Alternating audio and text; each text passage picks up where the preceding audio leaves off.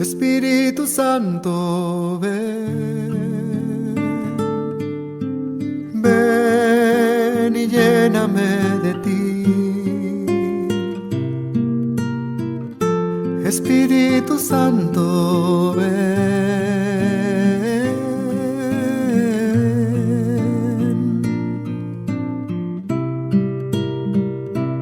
y abre mi corazón de par en par, para que solo tu amor pueda habitar y en tu regazo descansar, Señor,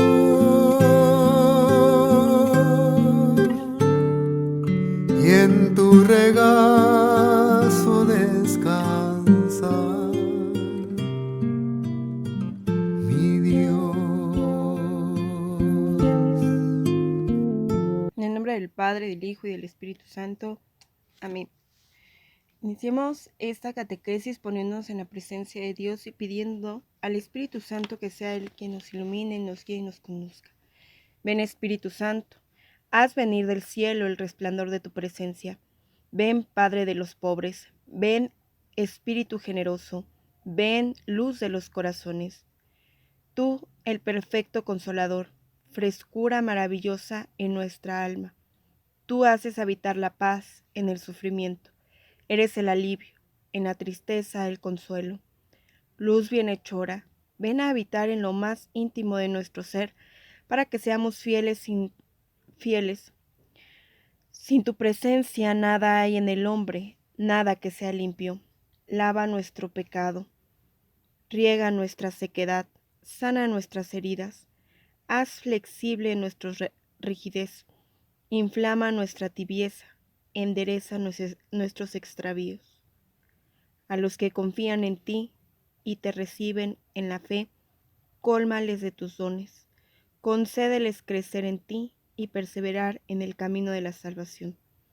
Dales la alegría perdurable. Amén. Hoy, Señor, te damos gracias por este día en el que nos permites estar en tu presencia. Este momento en el que, a través de lo que hemos pasado en el día, en la tarde, en este momento nos permites poder aprender más de ti. Te damos gracias porque nos has permitido llegar hasta este momento, porque a pesar de las dificultades que hemos pasado durante este año, tu mano protectora y providente está con cada uno de nosotros. Muestras tu rostro a aquellos que son fieles a ti.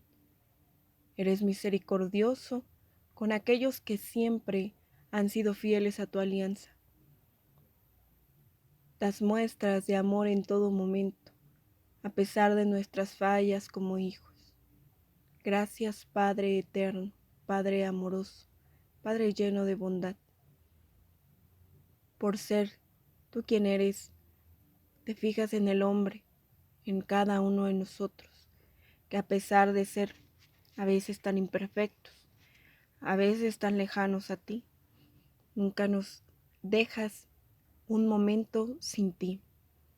Bendito y alabado seas, Padre amoroso, que por medio de tu amor tan grande, por ese amor que le tienes al hombre y a tu creación, enviaste a tu único Hijo. Por ese amor, tu Hijo amó también tanto al hombre que se entregó para salvarnos. Señor Jesús, hoy te damos gracias también porque sabemos que en todo momento estás con nosotros, que tu presencia extraordinaria nos acompaña a través de la Eucaristía, también a través de la palabra y del prójimo.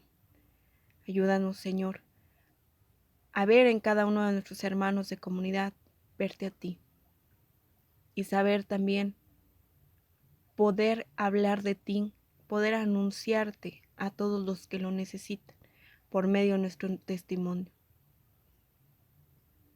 Te damos gracias, Señor Jesús, porque tú eres amoroso con nosotros, porque has sabido ser un amigo, un maestro, porque nos guías porque nos acompañas, porque nos conduces hacia el Padre y sobre todo porque eres ejemplo y testimonio. Guíanos, Señor, a cumplir la voluntad de Dios y sobre todo a hacerla nuestra. Ayúdanos a cargar nuestra cruz de cada día, pero sobre todo, ayúdanos a verte en cada uno de nuestros hermanos, en el prójimo, para que, siendo así, seamos luz y sal de aquellos que más nos necesitan. Agradecemos que por medio de tu Madre amorosa que intercede en todo momento por nosotros, también ahí nos guías y nos conduces. Mamita María, ayúdanos siempre a ser fieles a tu Hijo, a ser verdaderos discípulos misioneros, a llevar el Evangelio con gran alegría como lo hiciste tú. Todo esto y lo que sabes que está en nuestro corazón, hoy te lo pongo, Señor, en tus manos, con la oración que tú mismo nos enseñaste. Te pido y te encomiendo a cada una de las pequeñas comunidades, a cada uno de sus miembros, para que seas tú, Señor, el que llene y consuele su corazón, para que puedan verte a ti en todo momento y recordar por qué te han seguido. Padre nuestro que estás en el cielo, santificado sea tu nombre. Venga a nosotros tu reino. Hágase tu voluntad en la tierra como en el cielo. Danos hoy nuestro pan de cada día. Perdona nuestras ofensas como también nosotros perdonamos a los que nos ofenden. No nos dejes caer en la tentación y líbranos de todo mal. Amén. Dios te salve María, llena eres de gracia, el Señor es contigo. Bendita eres entre todas las mujeres y bendito es el fruto de tu vientre Jesús. Santa María, Madre de Dios, ruega por nosotros los pecadores, ahora y en la hora de nuestra muerte. Amén. Gloria al Padre y al Hijo y al Espíritu Santo, como era en el principio, ahora y siempre, por los siglos de los siglos. Amén. En el nombre del Padre, del Hijo y del Espíritu Santo. Amén. Bien, hermanos, bueno, nosotros ya concluimos con la catequesis anterior, que es misión en la iglesia. Y antes de continuar con la siguiente catequesis, que se llama misión en el mundo, quisiera que hiciéramos y retomáramos algunos temas, sobre todo que no vienen exactamente en una catequesis, pero que son base del sistema de la nueva evangelización que nosotros llevamos como catequesis. En un libro del mismo autor de nuestras catequesis, que es el padre Alfonso Navarro Castellanos, que se llama Coinonía, ese ausente y desconocido, quisiera que empezáramos a ver la importancia de la pequeña comunidad. Quizá a lo largo de los años que nosotros llevamos en una comunidad hemos como olvidado o hasta olvidado el objetivo de estar en comunidad, o incluso lo hemos hecho cotidiano en nuestra vida, pero de manera como ordinaria, como en el es que tengo que cumplir, es que es un requisito para estar, o es que es parte de, pero no estoy convencido porque a lo mejor yo no he tenido las bases suficientes para entender el porqué de la comunidad. Por eso hoy voy a ahondar en una catequesis. No tienen el libro. Voy a hacerles llegar algunas imágenes de este tema, y si me es posible, bueno, pues se los hago en un documento para que ustedes lo tengan. Si no, bueno, pues lo van a ir siguiendo a través de este audio para que ustedes lo sepan. Esta introducción de este libro que les decía, que se llama Coinonía, ausente y desconocido, inicia con la introducción hablando de la importancia, la necesidad y la urgencia de formar parte de una pequeña comunidad. Y esto nace desde el sínodo del año de 1974 sobre la evangelización, y después en el año del 75 con la exhortación Evangelii Nuntiandi. Toda la iglesia empezó a tomar conciencia en general de la importancia y la necesidad de la evangelización en la iglesia misma, y no solo en la tierra de misiones para paganos de países no cristianos. O sea, la iglesia necesitaba ese encuentro y ese reencuentro con el Señor, y la misión no solamente encasillaba a ir a países donde no eran cristianos. La misión entonces empezaba en la iglesia a tomar un objetivo desde nuestra propia iglesia, desde aquellos que ya de alguna manera pues eran cristianos, ¿no? Entonces empezar con ese proceso, con ese conocimiento, una necesidad urgente, sobre todo en aquellos que ya eran bautizados. Esto lo podemos encontrar en el documento Evangelii Nunciandi en el número 1, 5 y 14.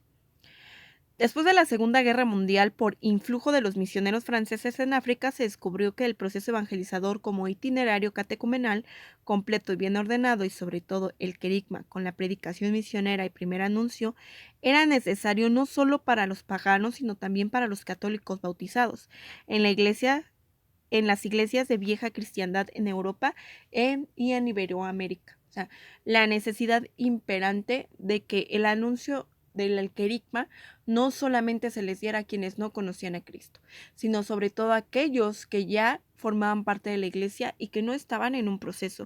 O sea, se empezó a ver la situación en la que a lo mejor ni siquiera todavía estamos tan avanzados desde el 75 o desde estos años en donde vieron esta necesidad, en los que veían que a lo mejor la cristiandad se había convertido en una simple tradición y no en un modo de vivir. Entonces, una necesidad muy grande que era la predicación con el anuncio, pero también el acompañamiento. Entonces dice que en este tiempo salió el libro Francia, País de Misión, que fue un escándalo al afirmar que los franceses católicos necesitaban ser evangelizados, al igual que los africanos. Imagínense, creo que ese mismo lema lo he escuchado en muchos lugares no tan lejanos. No he ido a Francia, no he ido a África, pero cada vez que nosotros utilizamos este término de la importancia de evangelizarnos, hacemos un escándalo de esto, porque decimos, híjole, pero yo ya conozco al Señor, es que yo ya llevo muchos años en la iglesia, es que yo ya sirvo, ¿sí? Tenemos que sentir esa necesidad de ser evangelizados. Por los años 50 se escribieron varios libros sobre la necesidad de la naturaleza del querigma y la catequesis, como etapas sucesivas, la coinonía y después la didaje. En estos libros ya se descubrió que en diciembre de 1973 lo que era la evangelización como un proceso dinámico en etapas, y lo que era el querigma y después la catequesis de adultos. Como consecuencia de este descubrimiento, desde enero de 1974 usamos ya en el centro de evangelización, luego en la parroquia, en algunas parroquias, y después en 1983 el modelo misionero de la pastoral del cine. La evangelización fundamental como querigma, como iniciación cristiana básica, tarea prioritaria en la parroquia, misiones evangelizadoras y retiros de evangelización.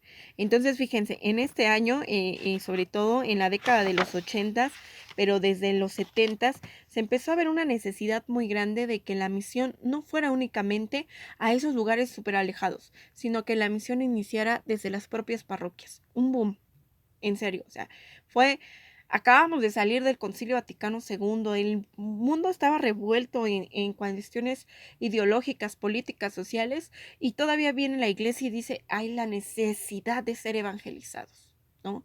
Imagínense cuánta gente bajo estos conceptos tradicionalistas y cuadrados, que todavía en 2020 nos encontramos ahí, mucha gente que no ve la necesidad imperante de tener un encuentro con el Señor y ser parte de este proceso dinámico y acompañado que está por etapas y que nos ayuda a ser mejores cristianos. Esta visión y este proyecto nuestro se ha irradiado y transmitido en toda América y en algunos países de Europa, y en congresos internacionales ecuménicos para que el mundo, en muchas denominaciones e iglesias. Este descubrimiento del querigma después de 11 años de sacerdote, bueno, esto lo está escribiendo obviamente el padre Luis Alfonso, es el hallazgo más importante de toda mi vida sacerdotal. De este modo, toda mi vida misionera y pastoral cambió. Al entender que debo poner primero como cimiento firme el querigma por sí mismo, substantivo, solo y todo, para lograr criaturas nuevas llenas de Espíritu Santo, seguido de una catequesis completa, ordenada y sistemática. En Catequesis Traente número 19, que es un documento que vimos precisamente en la misión en la iglesia, en los bloques 5 y 6, habla de la primera evangelización en las parroquias. No está teniendo lugar. Y el número 44 dice, la mayoría de los católicos son como adultos verdaderos catecúmenos. Es decir, la realidad de la mayoría de los cristianos es que tenían los sacramentos, pero no tenían una formación. No habían tenido un encuentro con Cristo, no estaban en un proceso de conversión, ¿sí? Y quizá es la realidad que extrañan muchos católicos, que no se les exija, que solamente vayan, tomen los sacramentos y ya. Que no haya un mayor compromiso, que no haya una exigencia de formación. Entonces, el querigma, entonces, decía el padre Luis Alfonso, era un descubrimiento, parecía, porque era la base sólida de la nueva vida. Entonces, ya después en Catequesis Tradente nos lo pone en ese numeral 19 y 44, la importancia de la evangelización en las parroquias, porque no se estaba teniendo. Y tristemente, a veces hay parroquias que siguen sin tenerlo, ¿sí? Y aunque lo tengan, habrá muchos cristianos que se rehúsen a iniciar este proceso. Lo cual nos está diciendo que en nuestras parroquias tenemos una masa catecumenal, es decir, una masa de personas que no están formadas, ni siquiera que viven realmente sus sacramentos. Una masa amorfa necesitada de evangelización querigmática y con una catequesis superficial. Catolicismo popular debilitado por insuficiente evangelización. Esto lo podemos encontrar en el documento de Puebla en el número 461, ¿sí? Esa es la realidad de la iglesia, no solamente en esta década de los 70s y los 80s, sino también ahora en el 2020 todavía podemos encontrar comunidades en las que sigue siendo una religiosidad popular, sigue siendo un catolicismo popular que está debilitado por la insuficiencia de un proyecto pastoral, de una evangelización programada, progresiva, de un proceso, ¿sí?, que nos lleve a la vida nueva. En Evangelii Nunciandi dice que la descristianización creciente hace falta diversas formas del catecumenado. En Redemptoris Missio señala que el primer anuncio tiene de forma permanente la prioridad de la misión, ¿sí? Cosas que vimos nosotros en la catequesis anterior de misión de la Iglesia, la importancia de la misión y del primer anuncio como parte importante. Por eso, en el documento de Santo Domingo, que del año de 1992, por los miembros del CELAM, se hace un folleto que dice: el anuncio querigmático por sí mismo, solo y todo, es la laguna más grande en la evangelización católica. Si ustedes recordarán, vimos en el bloque anterior, en el tema anterior en la catequesis de misión en la iglesia, un tema que se llamaba así: la laguna más grande y más grave, ¿sí? Que era ese hueco que tiene en muchos procesos de que es el anuncio de la buena nueva, ¿no? O sea, lo más importante a veces se había quedado pues en otro concepto. Laguna mental primero y luego laguna práctica en la misión de la iglesia, en las diócesis y en las parroquias, que la mayoría no están evangelizando a nivel querigma, de forma explícita y completa. Pues sí, porque ya lo habíamos comentado, es más fácil que yo invite a una persona a dar un servicio, a entrar a un ministerio, o quizá que sienta bonito en un retiro, pero nos da miedo iniciar procesos, ¿no? Y que esos procesos además duren toda la vida y que tengan una exigencia en la vida cotidiana. Laguna mental porque no se tiene idea clara, no se sabe bien de qué tratan y cómo cumplir el querigma, no se conoce bien el contenido del mensaje, el modo de presentación, las metas vivenciales, el misterio propio y el destinatario. Lo más grave es que la mayoría de los obispos y párrocos no se nota la preocupación sobre la ausencia del querigma en la iglesia. Se habla de pastoral, pero no de misión. Del plan pastoral, pero no del plan misionero, ¿sí? Tiene que haber una integralidad. Si bien es cierto, todo lo que hacemos en la iglesia es importante, tiene que ir articulado y tiene que tener un inicio y un proceso que sin lugar a duda tendrá que ser la misión y el querigma. Para continuar, sí, o sea, hay rescatables muchas cosas en nuestra iglesia que todavía seguimos haciendo.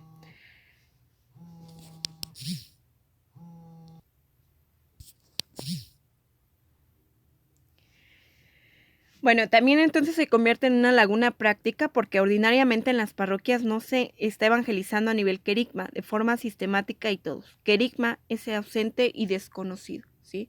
Entonces el querigma se convierte en, pues a veces en esa idea de que existe, sabemos que se tiene que dar, pero a veces ni siquiera sabemos qué contiene, o no es como que la parte más importante de lo que hacemos, ¿no? A veces hasta solamente creemos que el querigma es un retiro que se tiene que dar y ya, cumplir por cumplir. Entonces el querigma va más allá de eso. La laguna es más antigua desde el año 313, con el edicto de Milán, el emperador Constantino, por el que el cristianismo obtendría total libertad, laguna que continuó hasta 1975 en Evangelii Nunciandi. Prácticamente 16 siglos, la Iglesia ya no dio de forma sistemática el querigma explícito y completo y a todos. Se daba, por supuesto, con una sociedad llamada cristiana. Fíjense, si nosotros nos vamos al libro de los Hechos de los Apóstoles, la Iglesia inicia precisamente por la proclamación de la buena nueva, por el anuncio de ese Cristo resucitado.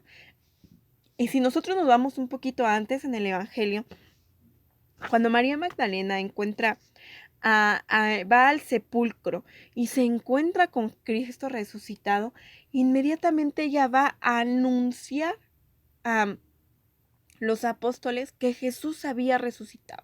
Ese es el anuncio de la buena nueva, anunciar un Cristo vivo, un Cristo resucitado, y que yo sea capaz de dejarme transformar por el encuentro con Jesús resucitado, con Dios vivo.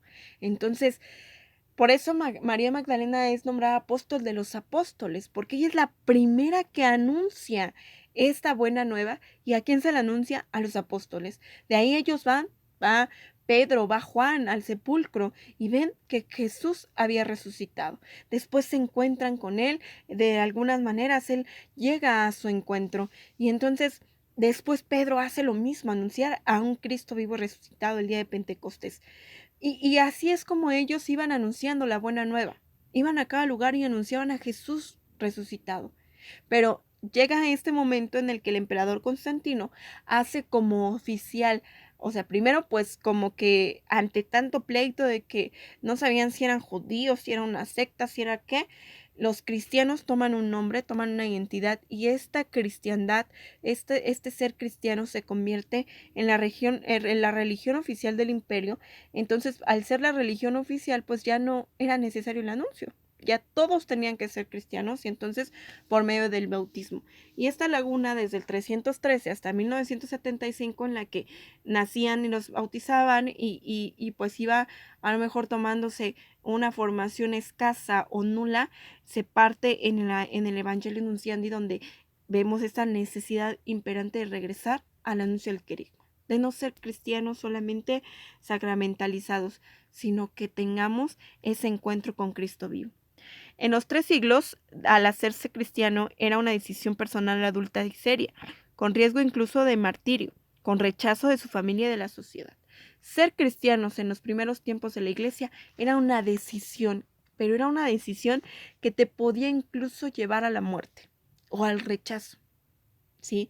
Y tenías que estar completamente convencido de querer ser cristiano.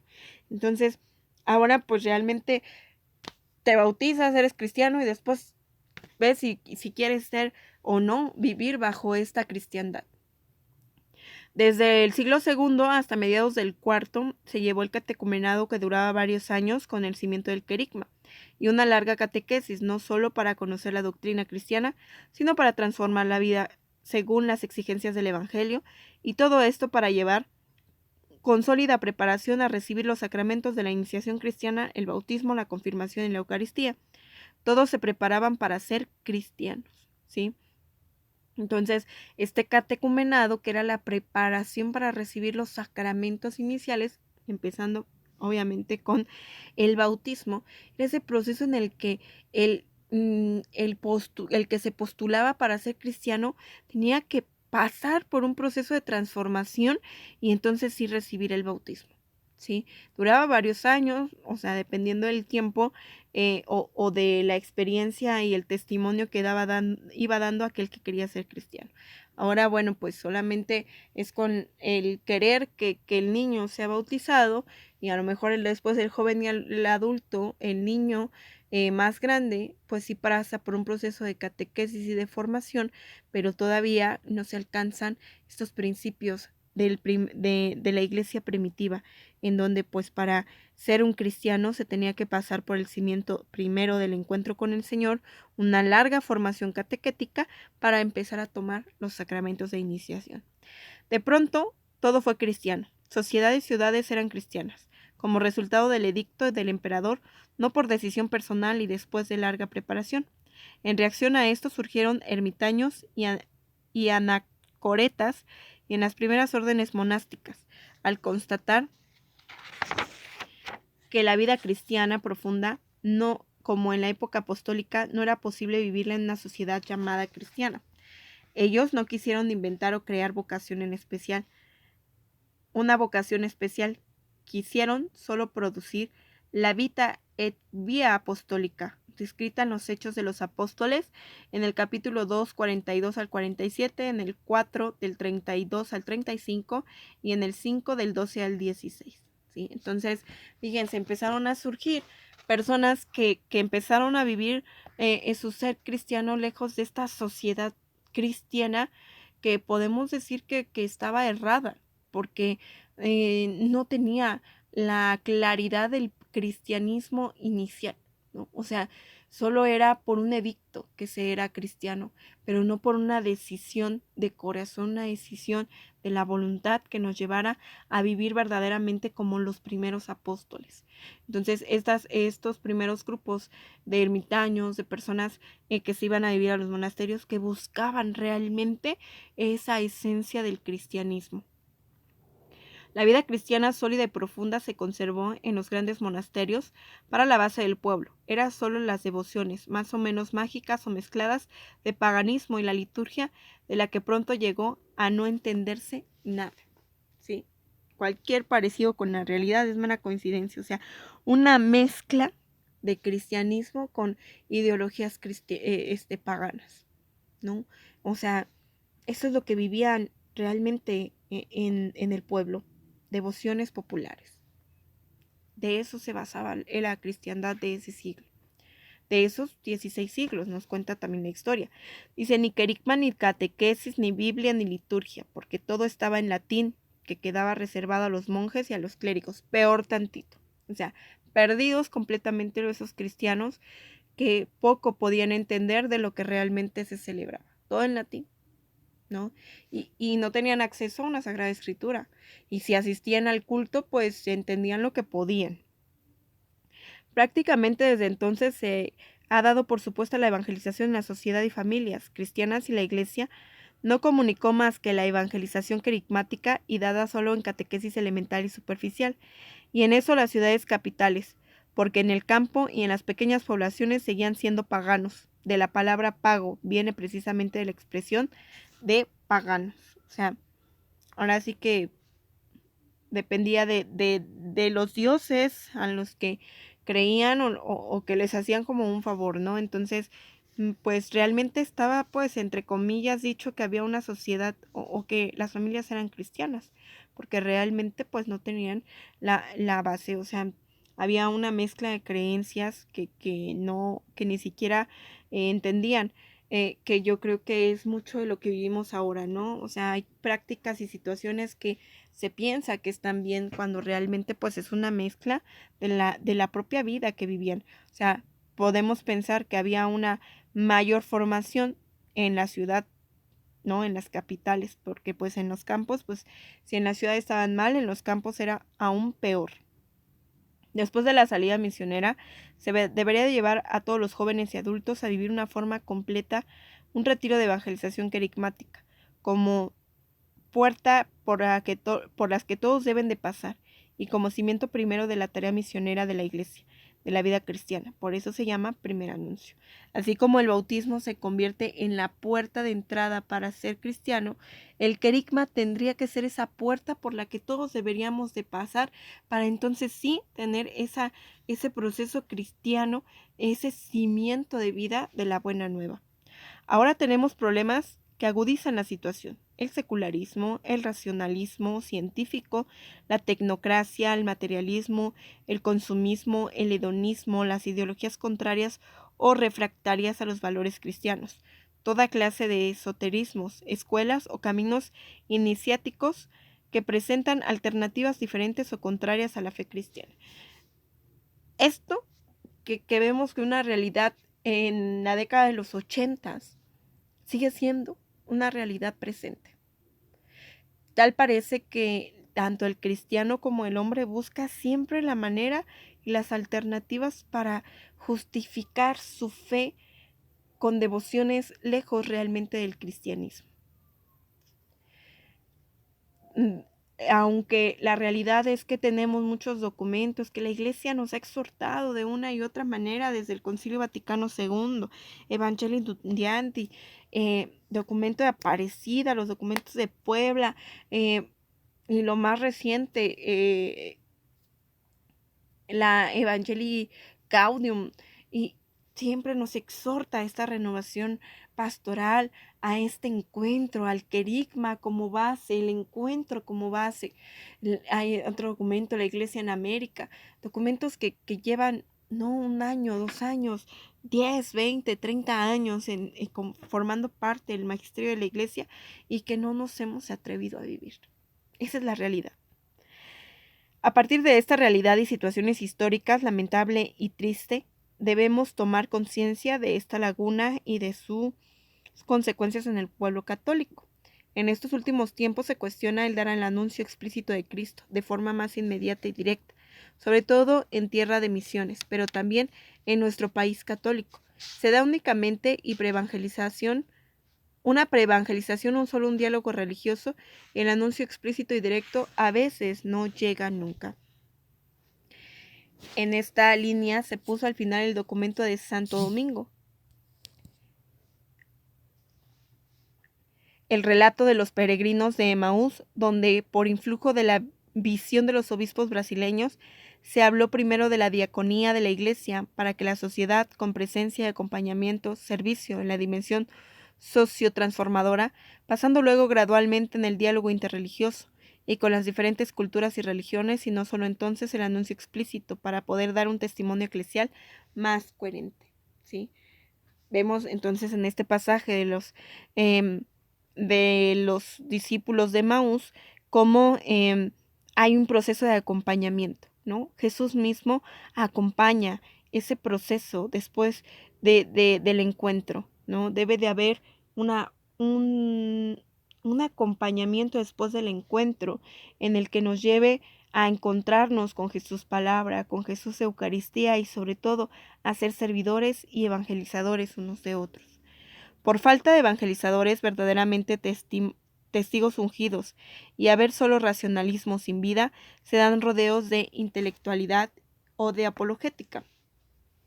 Eso es necesario en países con religiones distintas, civilizaciones y culturas más desarrolladas, o en nuestros países para personas más intelectualizadas o ideologizadas, pero aún así, solo para quitar bloqueos intelectuales o efectivos de tal manera que hacer creíble y abrirse el anuncio explícito de Jesús como Señor y Salvador.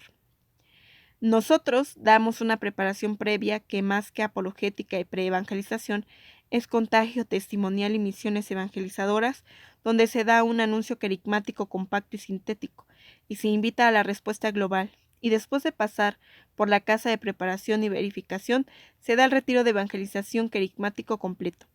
El testimonio personal y sobre todo el testimonio de la comunidad eclesial es siempre el fundamento de nuestro anuncio misionero, ¿sí? O sea, ¿cómo vamos a convencer a otros? Pues siendo testimonio en nuestra comunidad parroquial, en nuestra pequeña comunidad. No vamos a poder llegar a los demás si nosotros mismos no somos ese anuncio vivo, ¿sí? Entonces, es un recordar la importancia del por qué hacemos cada cosa, ¿sí? Quizá a nuestras comunidades, por ya tener algunos mucho tiempo de servicio, no pasamos por la casa de oración. Pero habrá quienes sí pasaron por la casa de oración y que el Señor ahí impactó, ¿no? Los fue transformando después por el retiro querigmático y ahora a través de la formación de sus pequeñas comunidades. Bien, todavía nos falta ver un poco de esta primera parte del tema que nos habla de esta introducción al querigma, que es ausente y desconocido. Creo que por mucho esa palabra querigma la repetimos, la decimos, la hablamos constantemente, pero realmente ni siquiera nosotros mismos sabemos qué es el querigma, ¿ok? Entonces, vamos a dejar el tema hasta aquí, el tema de esta semana. La próxima semana les mandaré también el siguiente tema. Todavía vamos a tener comunidad la siguiente semana, entonces ojalá lo podamos construir. Y bueno, pues yo también me comprometo a mandarles este tema, ¿ok? En el nombre del Padre, del Hijo y del Espíritu Santo. Amén. Mamita María, estrella de la nueva evangelización, nos encomendamos a ti en todo momento para que tú nos sigas guiando y conduciendo, así como fuiste una evangelizadora en América al presentarte como madre del Verbo encarnado.